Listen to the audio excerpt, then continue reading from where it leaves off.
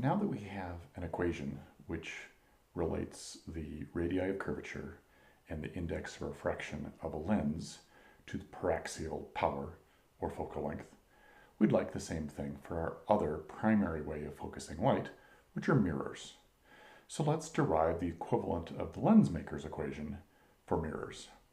It turns out there's a fairly easy way to do this.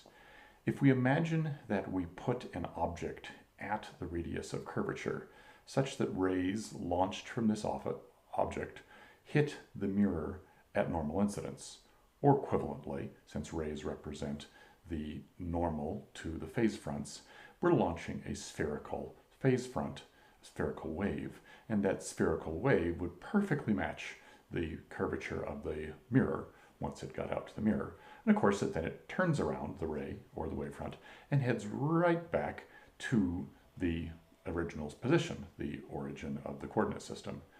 Thus, that particular condition is an imaging condition, and we could just write our thin lens equation for that imaging condition, and then we'll know how to figure out what the focal length is.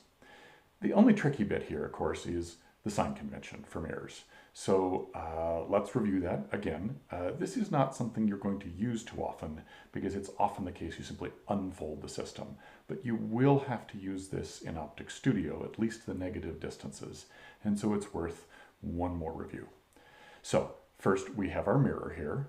The radius of curvature is negative because the center of the radius of curvature is to the left of the vertex of the mirror. The incident light is coming from an object here at the origin of the radius of curvature, the origin of the sphere. And because that point is to the left of the vertex, the object distance t is negative, and I've written therefore a minus t because I write positive quantities on my diagrams. Of course, the refractive index of air or vacuum or whatever we're in is index n. When we hit the mirror, the image shows up back here over to the left of the vertex, and therefore we have a minus t prime. That's just the standard number line coordinate system.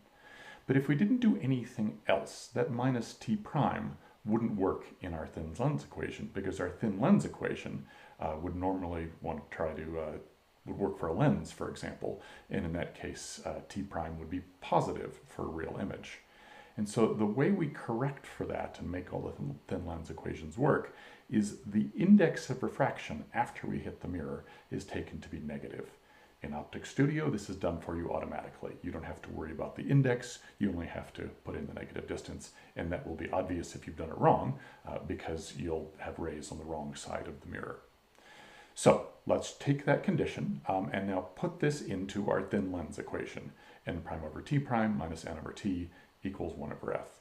But n prime is minus n, t prime is r, both negative quantities, n is n, and t here is, again, r, again, both negative quantities.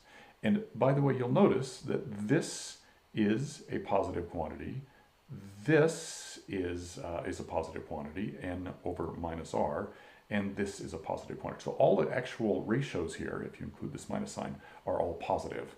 And it is worth going through and convincing yourself that you've got all those signs correct. So, skipping the sign convention now, we can put these two quantities together because they're equal, and we find that 1 over the focal length, which is the power of the mirror, is simply 2n over minus r. Or the focal length is r over 2. And that's fairly simple, it's fairly obvious, because what we have here is the one-to-one imaging condition. We have a 2f to the optic, then another 2f to the image, and that's our simple one-to-one imaging condition. So when you have an object at the center of the radius of curvature, it re-images upside down, negative magnification, back to that same image. Remember that the radius of curvature in this coordinate system is negative, so the minus sign here tells us that overall we have a positive focal length mirror, which is consistent with our sign convention that a ray coming in parallel to the axis is bent down towards the axis upon reflection. So you've seen this in the demo videos, but let's just quickly remind ourselves. If we sent rays into a lens with a positive radius of curvature, its center of curvature is to the right of the element, the rays would be deviated up off the axis, and we'd see what is clearly a negative element and with a virtual image.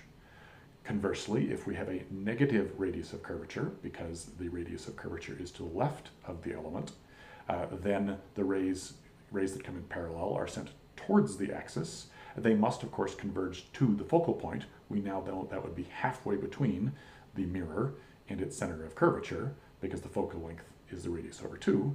But there's that important minus sign there, that this negative radius of curvature corresponds to a positive focal length. Let's put our elements together, just as a practice. There's a particular optical element called a Mangan mirror. It's nothing more than a meniscus singlet where the back side, the outer surface of the singlet, has been mirrored. I've shown that with a big mirror here, but in reality you just deposit some metal on the outside of the lens. It turns out that this is a convenient real optic. It's put into telescopes, and it cancels a particular aberration called spherical aberration. We'll learn about that later. So let's just work through figuring out what the paraxial power of this system is. Now we could unfold this, remember, and that's always a good place to start. And if we did, we'd have 3 lenses or 3 optical elements in intimate contact. We'd have the first meniscus, then a mirror that has power, and then of course we go backwards, this little ray chunk here, through the same meniscus again. But if they're in intimate contact, that's easy. That just means the power of this total element is the sum of the powers of the 3 elements. We can drop in what those powers are. Here we have the curvature of that first surface times index minus 1. Then we don't exit the glass, right? So we don't really even see the second radius of curvature for the mirror because we stay inside the glass. Then we hit the mirror, so there's its power, 2c, if the index was 1. And then we come back and hit the first surface again. So there's the second exit, or exiting the surface. And work through this and make sure you understand all the sign conventions. Of course, the first and last term look a lot the same. So what this appears to be is actually a surface here twice, there's the 2, plus the effect of the mirror.